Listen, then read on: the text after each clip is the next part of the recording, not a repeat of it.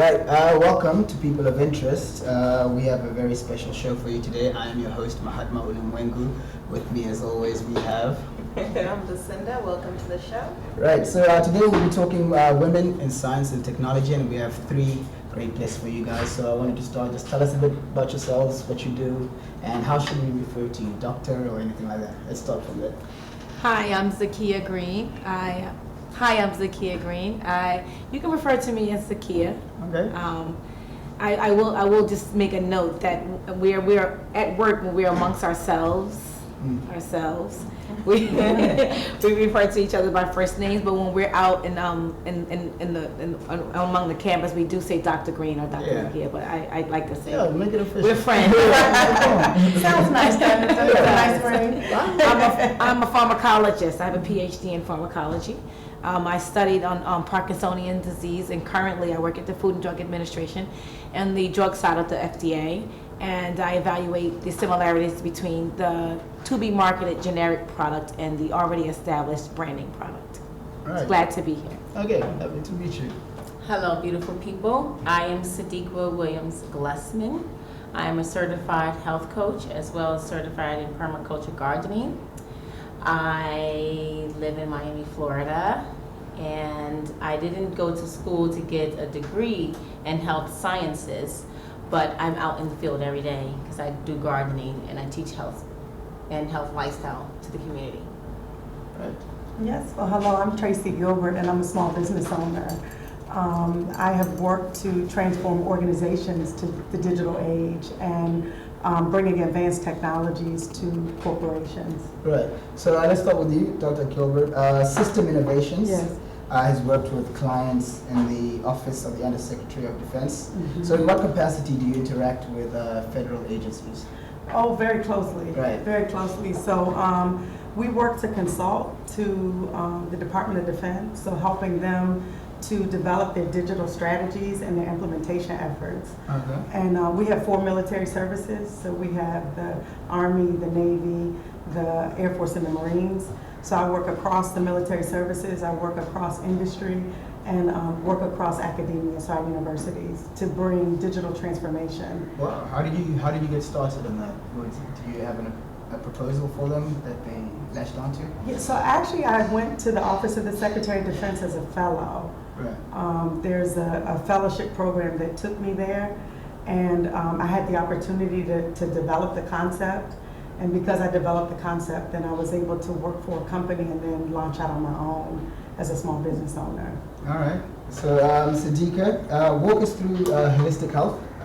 In researching about you, I know that's a big part of it. So how should one think of it? Because it's rather not a novel concept for the most part to most people. So how should people look at that? How should people look at what? Holistic health. They should look at holistic health as all parts of themselves. So their physical self, their emotional self, their psychological self, their spiritual self. Right. And then I call it the girlfriend self. Because that you have to have play in our lives to be able to decompress one of the number one killers, which is stress. So that's what I work with. Yeah, so what are your techniques and practices in approaching the importance of honoring and validating one's total self? Like, how do you go about it? I start with the inner voice, because our gut and our inner voice is our number one champion. So when we tune in, it lets us know what we need to do. It may appear that it's hard to do, but just stilling the mind, always going in nature, almost always going in nature, whether it's just right outside next to that tree or actually at a garden. That is a great place to start with trying to get your mini selves aligned with health. And does it take patience or building up, or? Yes, we definitely have to be patient with ourselves because we live in this digital push button, now it's done world, and that's not how health works. Okay. Yeah, we just have to just be present. Being present is almost number one because we already know the past doesn't exist and the future has not even come about yet. Right. So this moment right here is the only true existence.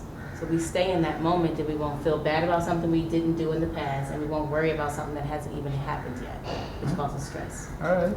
So anything? Yeah, well, we're still on Dr. Sadiqa. She taught me something new today. Permaculture. Oh, yes. I think you should Well, what's it called? permaculture. Permaculture. What's Yeah. So, So I think you just explain it. Sorry, you explain it in relation to holistic health, as he had asked, yeah. Because I don't think you were aware of that. that? No. Yeah. Yeah, it's all very novel to me. so we know agriculture, right? Permaculture is a form of agriculture, but permaculture works more with design. It's more of a tool.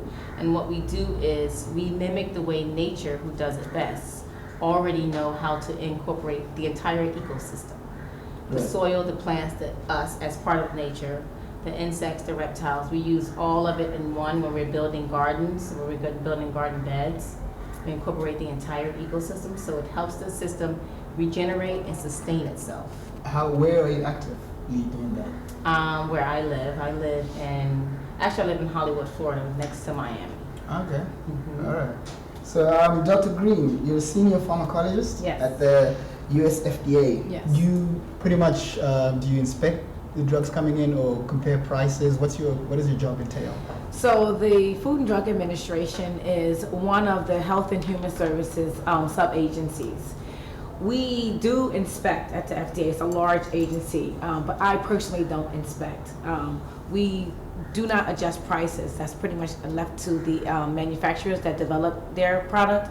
We are a bureaucracy. Right. We ensure that the regulatory measurements that we set in place are enforced. So when I work on the drug side of the FDA, Food and Drug Administration, I work on the drug side. And on the drug side, there are two main components. There is the new drug side, which is called the NDA. That's when an applicant wants to market a new product to be marketed and distributed in our country, and the generic side. So I work under the Office of Generic Drugs. And in the Office of Generic Drugs, when a company wants to market a product that's already been established or develop a new generic product, it comes through our office. Our office, there's an umbrella of offices under the Office of Generic Drugs. Particularly, I work in the Office of Bioequivalence. What I then do is I evaluate and analyze the drug product data of the new to-be marketed generic product and its similarity, that is bioequivalence, and its similarity to the already established brand name product. Yeah. How do you determine priorities in the industry? They're constantly competing. Constantly. As with life, absolutely. Now we do have high priorities.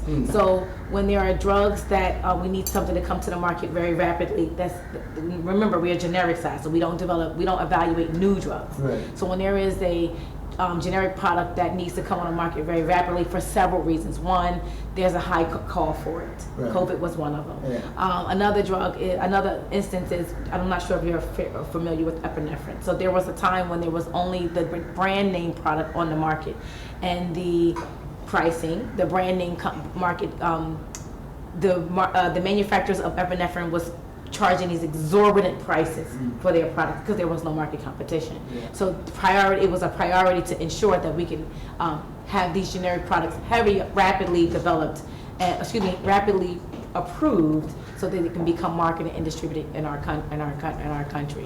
So did you have any role in Operation Warp Speed? I did not, and I say that with a big, huge smile. Right. Because Operation Warp Speed was Donald Trump's operation to expedite the process of vaccine manufacturing and distribution for COVID, yeah. for profit. So those people were remarkable. They almost never slept. Right. It was, I could appreciate it because we were the benefactors of that, right? Vaccinations was made at a rapid speed, as has never been done before, historic speed. I would actually say historic speed, but because I'm on the inside, I understand how hard those people worked. And you get to a point in your career, especially as mothers, you have to choose how you're going to balance that life. And with those who were on that warp speed, there was no balance. But that was a part of the understanding. But there was zero balance. It was 100%, lots of tremendous amount of effort and work that went into that. So what's your take on ideas such as what Bill Gates has been suggesting of what do they call vaccine banks, where they actually donate vaccines to undeveloped countries, as opposed to releasing the IP so that people can make generic versions of vaccines in India and South Africa. They've sort of been begging the US and the FDA to allow. What's your stance on that? I'll speak lightly here because it's not my field. Right. From a personal perspective, I think that's fantastic because we are. Which part is fantastic? I think it's fantastic to allow for companies to have access to drugs that they can't afford because everybody can't afford them. Right. So if there is a way that we can make vaccinations and drug products available to everyday people who can't afford them, then I think that is the right thing to do because we are morally obligated to humankind. I do also think that there is a business component, right? Everybody, people always say like this is an actual business, but I think that if we put human first and we put health first, it can be achieved because there are lots of countries these countries are making billions of dollars, right? And we saw during COVID, when COVID shut down, everything was cheap. So if we can operate like that and still sustain, then why can't we operate that from a moral perspective? Right. And if there's countries that can really survive off the drug products that we are purchasing in developed countries, then I think that we're morally and humanly obligated to do that. But that's my personal perspective. I'm not representing the FDA when I say that. Yeah, no, that's because this is I just love following up on these regulatory institutions, and I suppose, do you have an opinion? I mean, you're welcome to just give me the talking points on this one. But do you have an opinion on the U.S. health insurance industry as opposed to other major first world countries such as European countries, Australia, even Israel, who receives billions of dollars in funding from the U.S., has universal healthcare and a single-payer healthcare system. What's your understanding of where the U.S., as you were complaining earlier, companies can, if they have no competition, they can set whatever prices they want. Democrats keep promising they're going to lower drug prices, but it never really happens because of the business aspect. Do you feel like that's a sustainable system? I think that it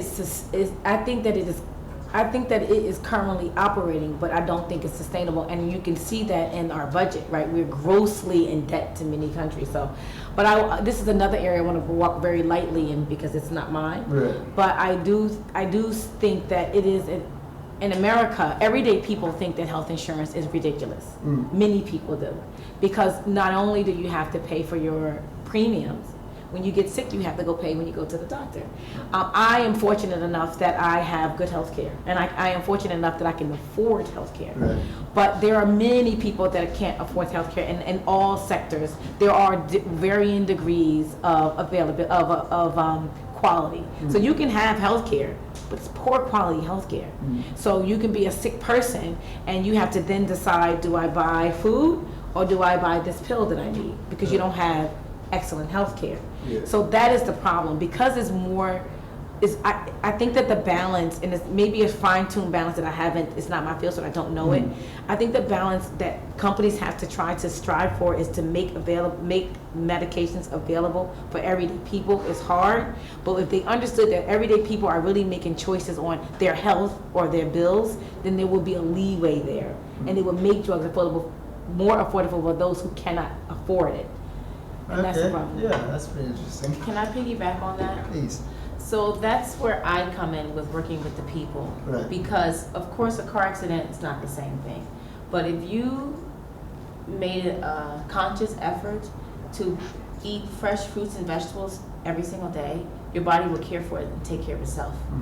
It's so, and I understand time is of the essence, and everyone can't make home-cooked meals per se. However, our bodies are so incredibly resilient, and if we literally put in our minds and in our conscious that every time you eat a fresh fruit or vegetable or animal, it's going to make a healthy body part of yours. It's going to keep, because let's say a disease like diabetes, that's almost exclusively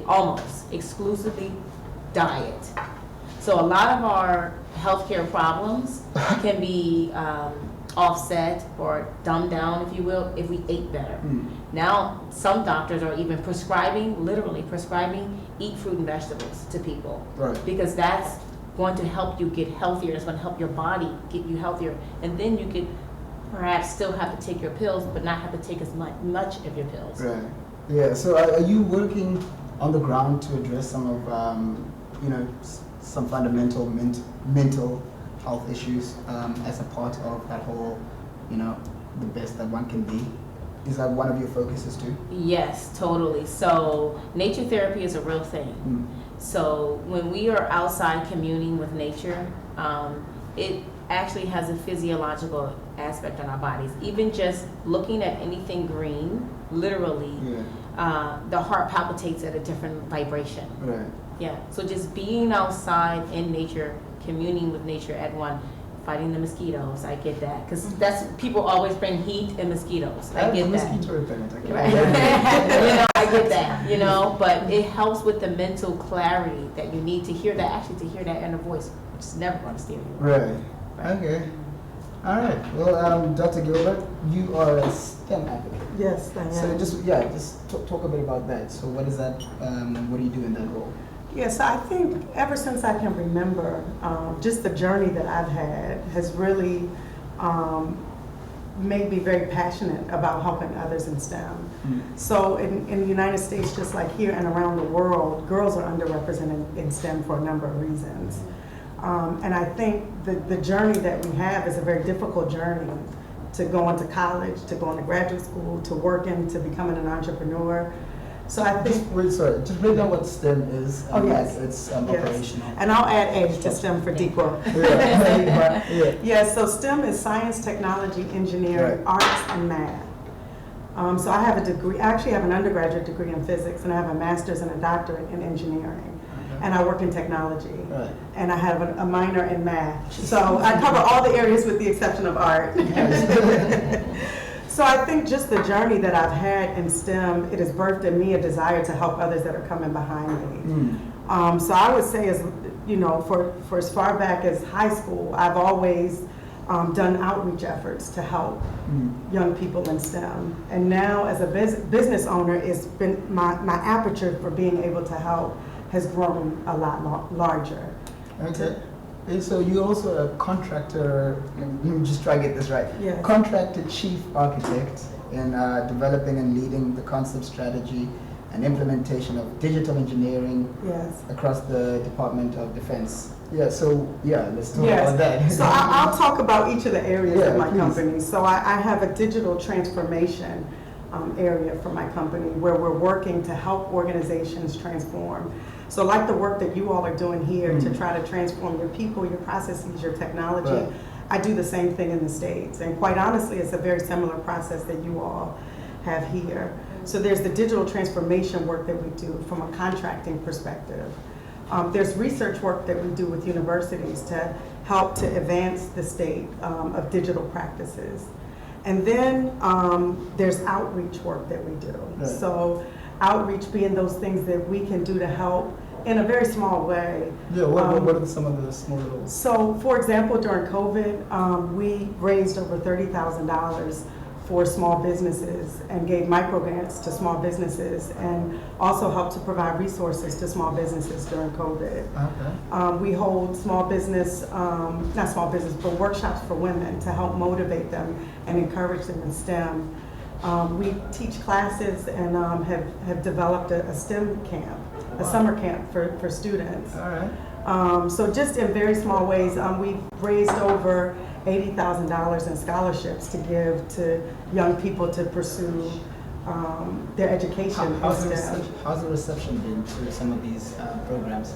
I think they've been good. Have you noticed a change and improvement? Absolutely, but I think they're still on a small scale. Yeah, of course. So one of the things that I plan to do over time is to grow and expand the work that I'm doing in my outreach efforts. To grow that and expand that. And we've also, we came to Tanzania to teach STEM to girls at the Sega School in Morogoro. All right. And my daughter actually raised $2,000 for the school, and we also hope to sponsor girls to continue their schooling. So I would say we've done a lot of different things, very small things, but hope to grow and really focus our STEM outreach efforts over time. So is there any advice you give to people who are thinking similar lines to you, but in Tanzania? How should they go about it? In terms of outreach, or in terms of the work that we do?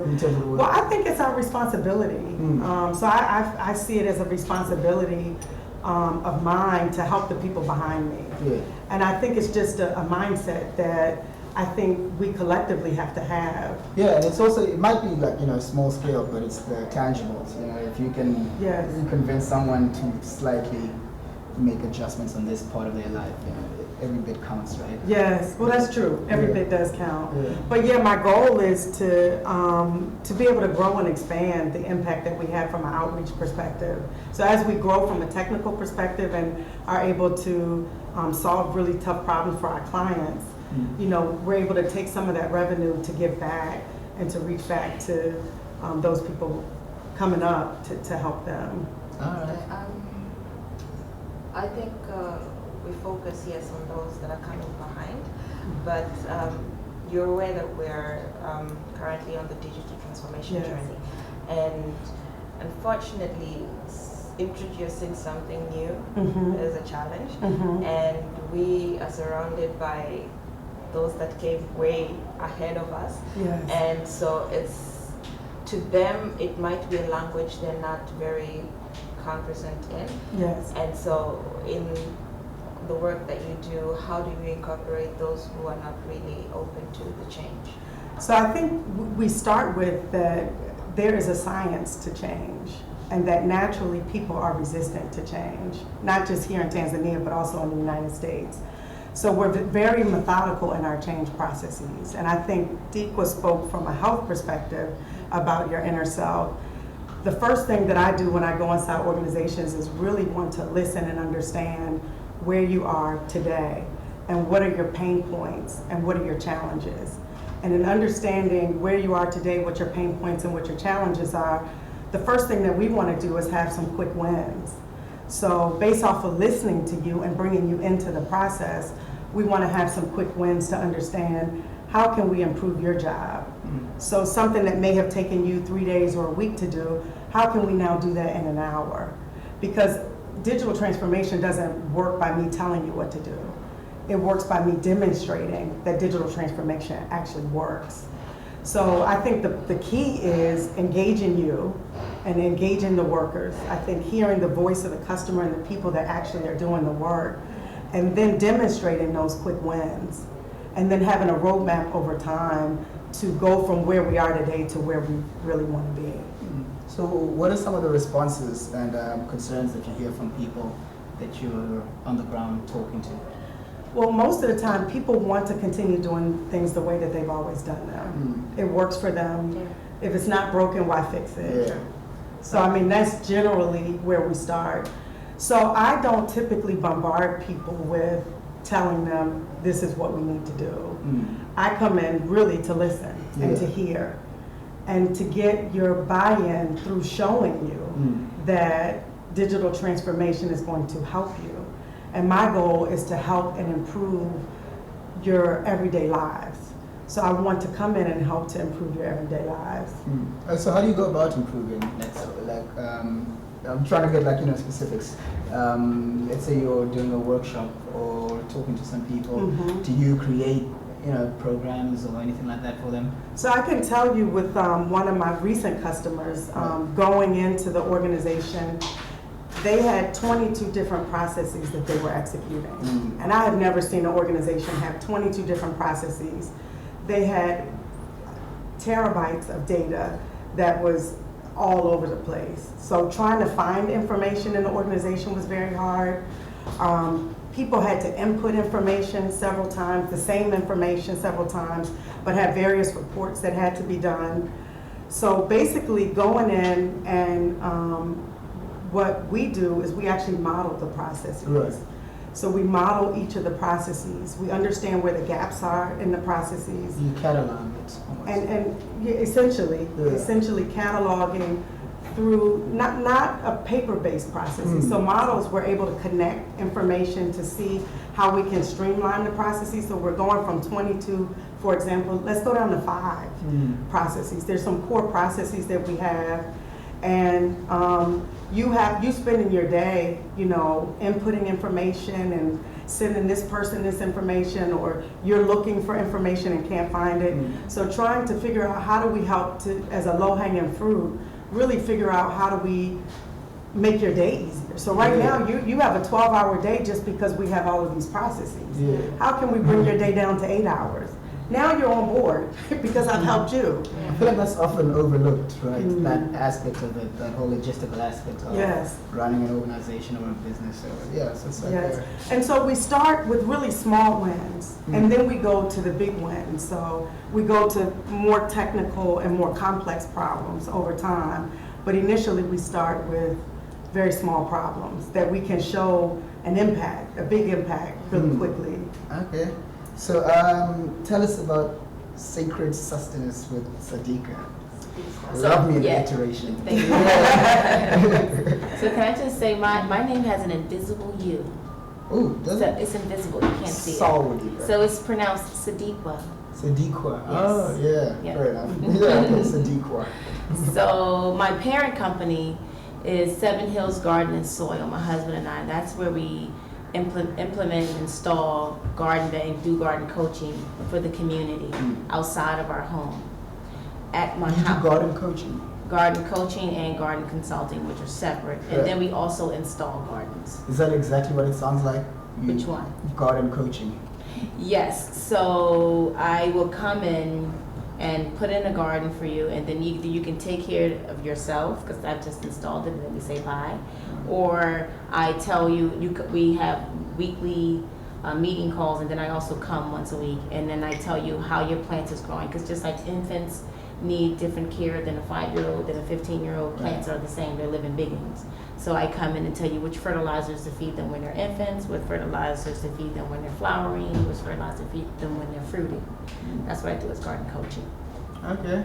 Yeah, you do that with your husband. Yes, Seven Hills Garden and Soil. And the Sacred, is that? So there's our under Seven Hill Garden and Soil is Sacred Sustenance with Sadiqa. Yeah. So sustenance, giving the whole self, right? Sustenance. So at my house, I have two different.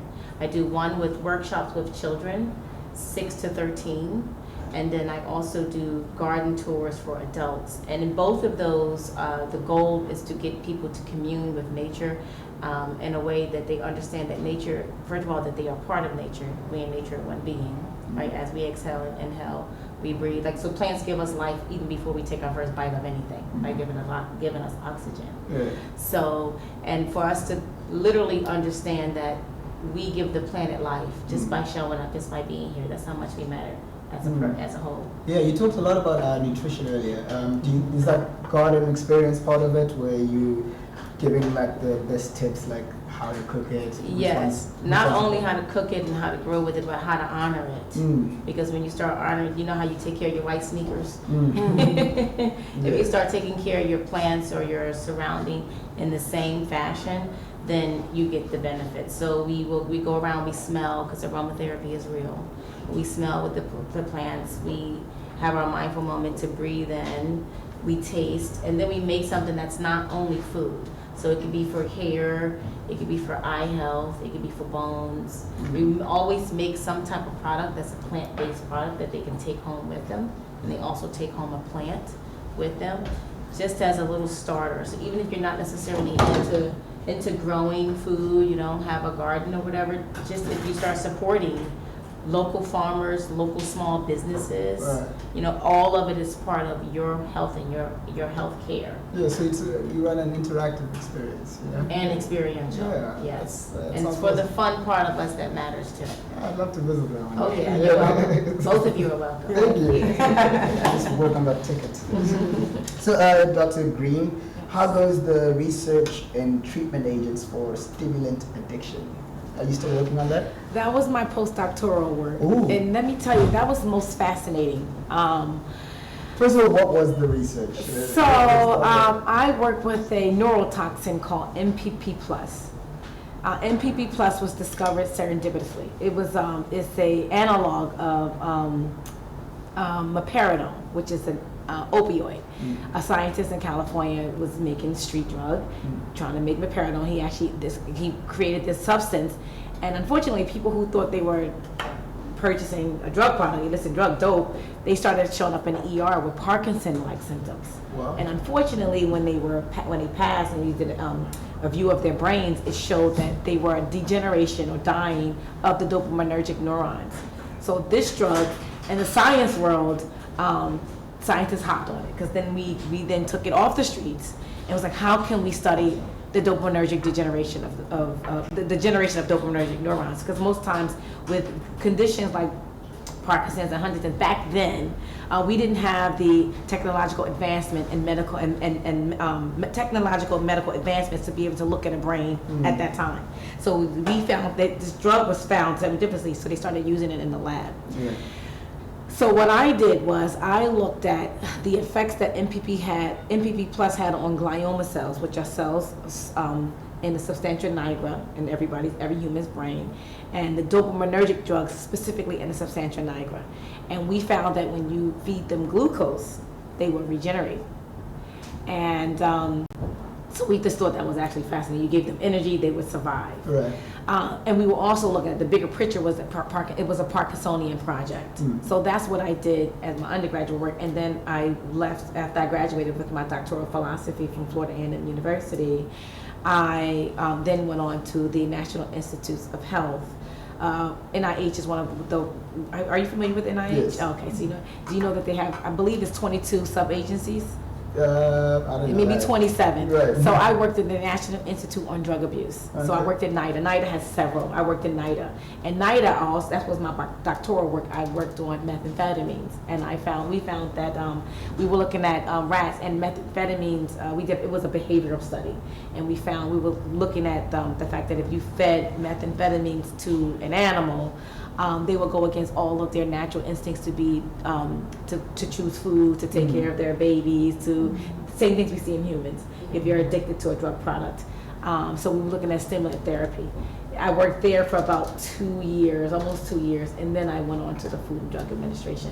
Similar to Tracee, well, all of us, because we're all scientists in some light, and I appreciate that we're having this meeting in one setting, because this goes to show that science is so broad. That's how I was saying this. I thought you said exploration of science. Yes, it's so broad. So I too got my bachelor's and undergraduate in chemistry. Where was I going with that? So now I'm at the Food and Drug Administration, and I no longer work in the lab, but I work actually in science in the field, looking at data, scientific data analysis. So when we were at Sega and Moragoro, we were able to, when I was younger, the only fields of science were science in the lab, and it was, white males, lab coat, that was it. But I think what we've done as African American women have been a walking demonstration and a walking visual of what you can be as a scientist, as a woman, not the chemist, not just the chemist, or not just the biologist, not just the technological person, but any field of science. Right. Because when I was growing up, I didn't see African American women as scientists at all. Yeah. I didn't see them in imagery, and I didn't know a person. Yeah. Right. Yeah. So I think that, and I didn't realize how broad the field is. What I try to explain to young people, it's very dear to my heart. I've been preaching to young people since I was young. Like my friend, Sadiqa, when I used to preach to our friends, because we're life learners about science. Science is very pragmatic. Yeah. And whatever your interests are, there's a science in it.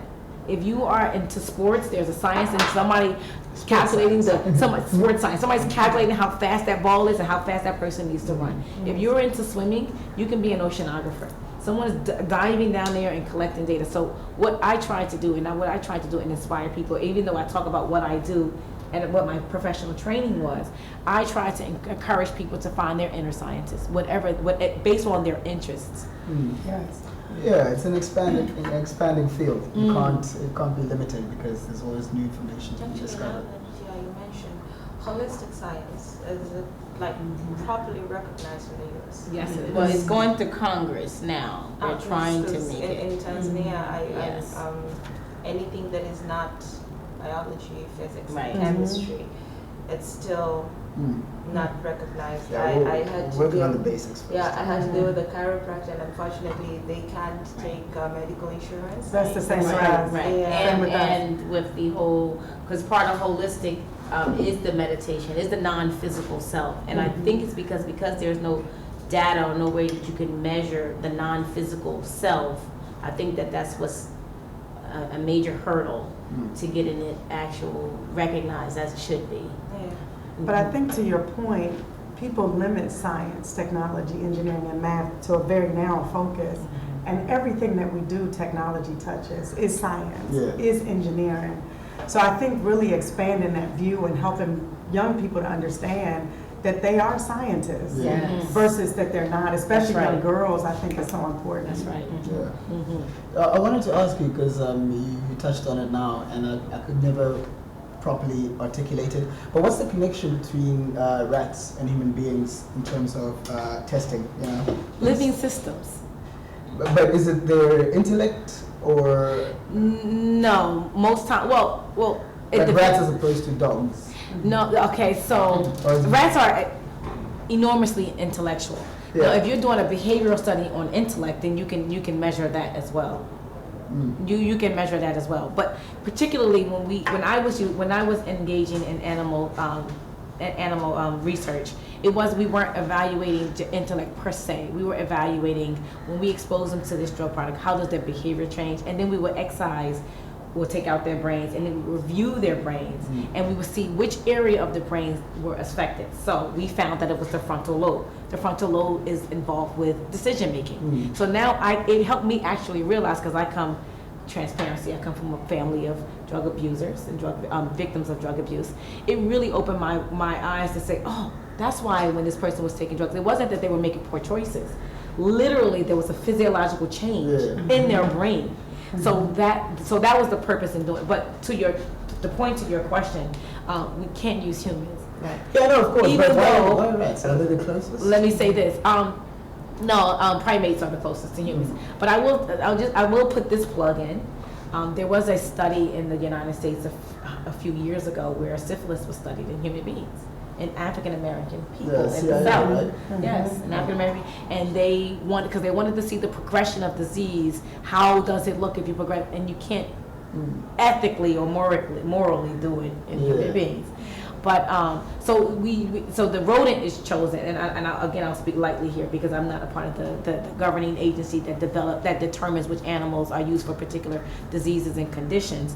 But rodents are used; they're rapidly produced, right? The gestational life of a rat is not long at all, and then they don't live long. Yeah. I just thought it was payback for the Black Death. You know? The plague. Actually, bacteria. It wasn't bacteria. It wasn't even the poor rat. It was the rat was and it was hygiene. Yes. It was hygiene. I fell for the propaganda. Anti-rat. Anyways, guys, I think we're out of time now, so thank you very much. Any last word that you guys want to add in? I just want to give a huge debt of gratitude to all of you for having us. We are such a pleasure to be here.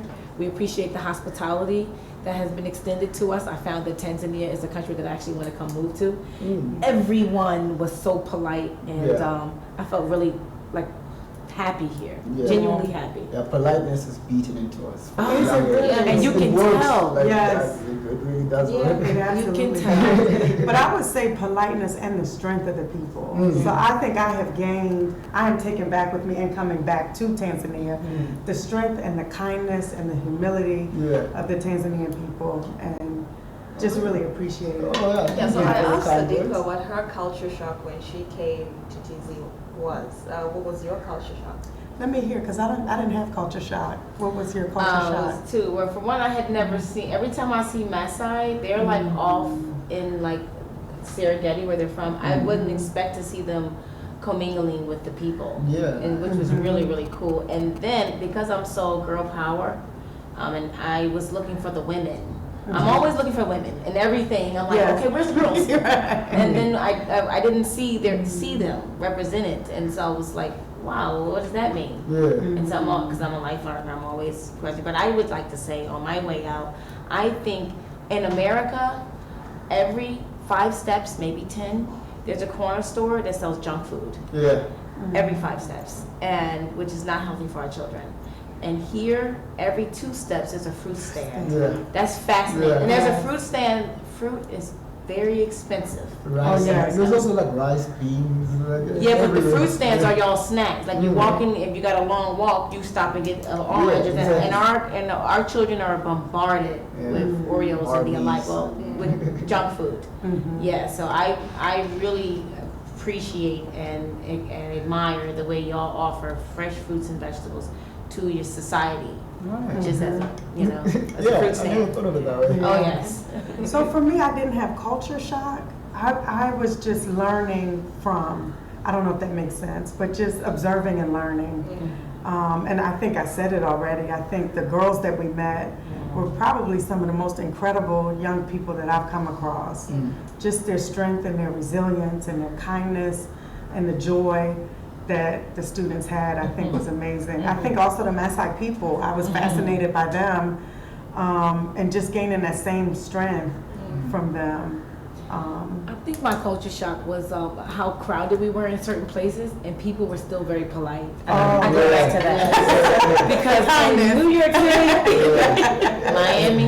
in Miami, and The Chicago, kindness. big city, it's crowded, and there's not a degree of. I mean, and Politeness. no, Yes. no. Wow. Right. I think your daughters would be the saloon experience. No good at That would not go down well with her. It doesn't. All right. Oh, thank you guys very much once more. Yeah, I hope to see you soon again. Yeah. Absolutely. And yeah, thanks for watching, guys. See you next time. Thank you. I forgot about this back camera. Yeah.